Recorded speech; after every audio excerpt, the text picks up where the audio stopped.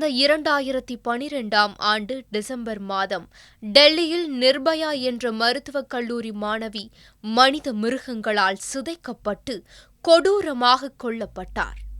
அவரது மரணத்துக்கு நீதி கேட்டு டெல்லி மட்டுமல்ல, நாடு முழுவதும் மகளிர் அமைப்புகள் உள்ளிட்டவை தொடர் போராட்டங்கள் நடத்தின. கடந்த ஆண்டு ஜூன் மாதம் சென்னை நுங்கம்பாக்கத்தில் சுவாதி என்ற இளம்பெண் கொடூரமாக வெட்டி கொல்லப்பட்டார்.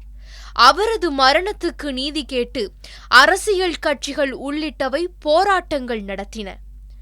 அவர்களுக்கெல்லாம் போர்க்குரல் எழுப்பிய ஜனநாயக அமைப்புகள் அரியலூர் தலித் பெண் நந்தினியை சிதைத்துக் கொன்ற கொடூர குற்றவாளிகளுக்கு எதிராக கண்டனம் கூட தெரிவிக்காமல் இருப்பது அதிர்ச்சி அலைகளை ஏற்படுத்தியிருக்கிறது.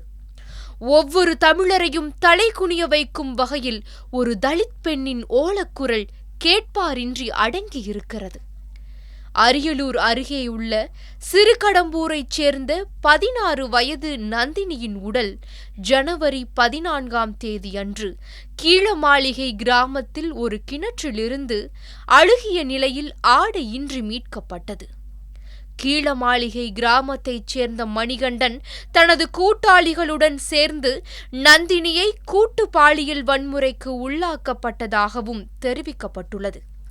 நந்தினி காணாமல் போய் 11 நாட்களுக்கு பிறகுதான் அவரது உடல் கண்டெடுக்கப்பட்டது என்பதும் 20 நாட்களுக்கு பிறகுதான் காவல்துறை முதல் தகவல் அறிக்கை பதிவு செய்தது என்றும் தெரிய வந்துள்ளது.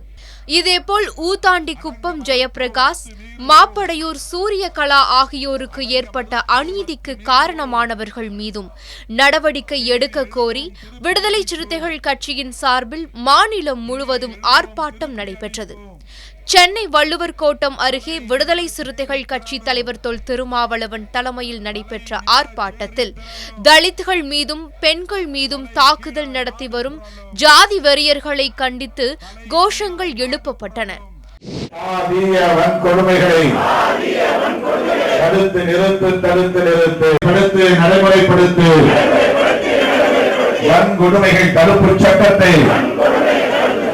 வன்கொடுமைகள் தடுப்பு சட்டத்தை முழுமையாக நடைமுறைப்படுத்து.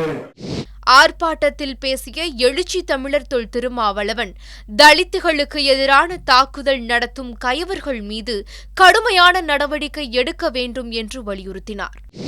எந்த ஒரு எழுச்சியையும் கூட விட மாட்டார்கள். ஈழத் தமிழர்களுக்காக நாம் போராடுகிற போது கூட, முள்ளிவாய்க்கால் படுகொலை நிகழ்ந்த போது நாம் போராடிய போது கூட சுவரொட்டி ஒட்ட விட மாட்டார்கள், டிஜிட்டல் பேனர் வைக்க விட மாட்டார்கள், கொடி கட்ட விட மாட்டார்கள், துண்டறிக்கை கொடுக்க விட மாட்டார்கள். பிரபாகரன் படம் போட்டிருந்தாலே உடனே அந்த இடத்திற்கு காவல்துறை வரும், போஸ்டர் ஒட்டியவர்களை கைது செய்யும். 1000 பேரை கூட ஒன்று கூட விட மாட்டார்கள். இதுதான் காவல்துறையின் பண்பு, இதுதான் அரசின் பண்பு. மக்களை எதிர்க்க விடாமல், மக்களை திரள விடாமல், மக்களை போராட விடாமல், மக்களை புரட்சி செய்ய விடாமல் தடுப்பது அரச பயங்கரவாதம், அரச வன்கொடுமை. இல்லை என்றால் என்றைக்கோ புரட்சியாளர் அம்பேத்கர் காலத்திலேயே இந்தியாவில் சாதி ஒழிப்பு புரட்சி நிகழ்ந்திருக்கும். இந்திய மண்ணில் சாதியற்ற ஒரு சமத்துவ சமுதாயத்தை படைத்திருக்க முடியும். இங்கே சாதியை கட்டி காப்பது அரசுதான். சாதி பிரச்சனைகளை ஊக்கப்படுத்துவது, அதை பராமரிப்பதே அரசுதான். இவர்கள் அரசியல் ரீதியாக எழுச்சி பெற்றுவிடக் கூடாது, இவர்கள் புரட்சி செய்துவிடக் கூடாது என்கிற அடிப்படையில் இங்கே கொள்கையும் இருக்கிறது, நடைமுறையும் இருக்கிறது. அப்படிப்பட்ட அந்த ஒடுக்குமுறையைத்தான் அரச பயங்கரவாதம் என்று நாம் சொல்லுகிறோம். State terrorism. இப்படி 2 நிலைகளை நாம் எதிர்த்து போராட வேண்டியிருக்கிறது. சாதி வெறியர்களை எதிர்த்து நாம் போராட வேண்டும். அது காஸ்ட் அட்ராசிட்டிஸ், சாதிய வன்கொடுமைகள். அவர்களை எதிர்த்து போராடுகிற போது அவர்களுக்கு துணையாக நின்று போராடுகிற தலித்துகளை நசுக்குவது ஸ்டேட் அட்ராசிட்டிஸ், அது ஸ்டேட் டெரரிசம்.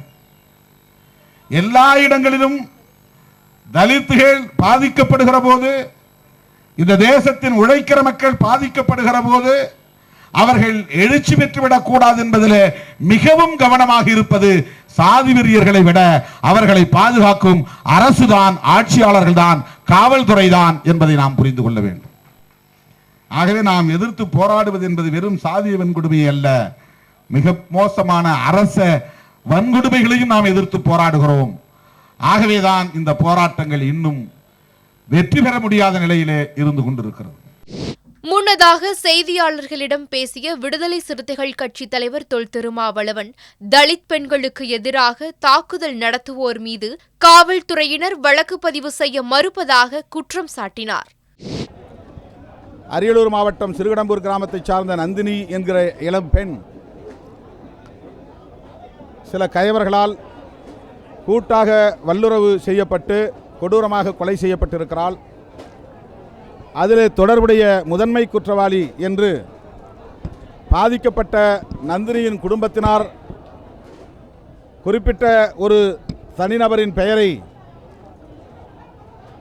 சுட்டிக்காட்டியும் கூட அந்த நபரை கைது செய்ய காவல்துறை தயங்குகிறது. அதனை விடுதலை சிறுத்தைகள் வன்மையாக கண்டிக்கிறோம். அதேபோல கடலூர் மாவட்டத்தில் 14 வயது தலித் சிறுமி கடத்தப்பட்டு கூட்டாக பாலியல் வல்லுறவுக்கு ஆளாக்கப்பட்டிருக்கிறாள், பாதிக்கப்பட்டிருக்கிறாள். அதில் குறிப்பிட்ட 2 பேர் தொடர்புடையவர்கள் என்று பாதிக்கப்பட்ட குடும்பத்தின் தரப்பில் சொல்லியும் அவர்களை கைது செய்ய காவல்துறை மறுக்கிறது. இந்த நடவடிக்கைகளை, காவல்துறையின் போக்குகளை விடுதலை சிறுத்தைகள் வன்மையாக கண்டிக்கிறது. எஸ்சி கமிஷன், தாழ்த்தப்பட்டோர் ஆணையம், தேசிய ஆணையம்,